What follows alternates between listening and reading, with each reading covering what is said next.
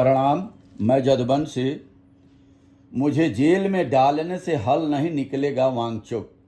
सोनम वांगचुक ने गुरुवार को कहा कि वे गिरफ्तारी के लिए तैयार हैं। जेल में डालने से समस्या और बढ़ सकती है और इससे कोई हल नहीं निकलेगा। वांगचुक ने हिंसा भड़कने के लिए समय से चली आ रही शिकायतों, खास कर क्षेत्र के युवाओं में व्याप्त हताशा को जिम्मेदार ठहराया। उन्होंने कहा कि असली वजह 6 साल की बेरोजगारी और अधूरे वादों की हताशा है। उन्होंने कहा कि राज्य का दर्जा एवं लद्दाख के आदिवासी दर्जे और पर्यावरण की रक्षा के लिए छठी अनुसूची के विस्तार की मुख्य मांगों पर 5 साल की शांतिपूर्ण अपीलों के बाद भी गौर नहीं किया गया। इस पर भाजपा सरकार हमेशा किसी न किसी वादे के मुकर जाती है। 2014 में जब चुनाव हुआ था तब यही नरेंद्र मोदी जी बोले थे कि हर साल 2 करोड़ रोजगार नौजवानों को देंगे, 15 लाख खाते में आएगा, नोटबंदी होगी तो उग्रवाद आतंकवाद खत्म हो जाएगा। और इसी तरीके से 370 धारा हटा करके जम्मू कश्मीर और लद्दाख को अलग राज्यों में अलग अलग केंद्र शासित प्रदेश स्थापित हुआ, बाद की शांति हो जाएगी तो फिर उसके बाद राज्य का दर्जा बहाल। तो अब तक जम्मू कश्मीर और लद्दाख कब तक इंतजार करें? वहां का बेरोजगार, वहां की समस्याओं के प्रति केंद्र सरकार की सोच बिल्कुल ही गलत है।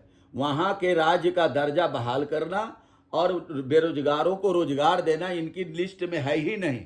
जितनी समस्याओं की जड़ है ये भाजपा की सोच है और भाजपा जितनी आरएसएस अपना विचारधारा थोपना चाह रही है नौजवानों के ऊपर, किसानों के ऊपर, देश के ऊपर, संविधान के दायरे में वो काम करना नहीं चाहिए। वो आरएसएस के संविधान से देश को चलाना चाह रही है।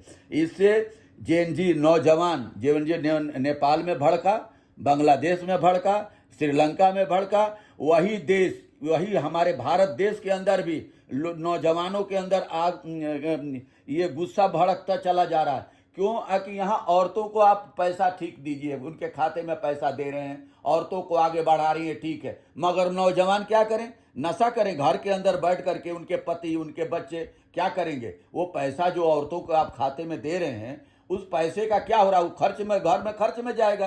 कौन सा धंधा, कौन सा बिजनेस किया हुआ? शिक्षा आपके पास, शिक्षा बजट आपका हर साल घटता चला जा रहा है।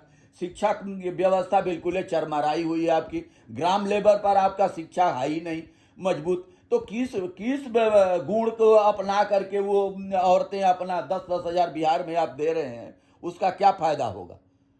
तो कहने का मतलब कि आप जिस वादे को करिए उसको पूरा करिए, और नहीं तो वादा मत करिए। जनता, नौजवान आपके बातों में और गुमराह होगी नहीं। बहुत बहुत धन्यवाद। नमस्कार, प्रणाम।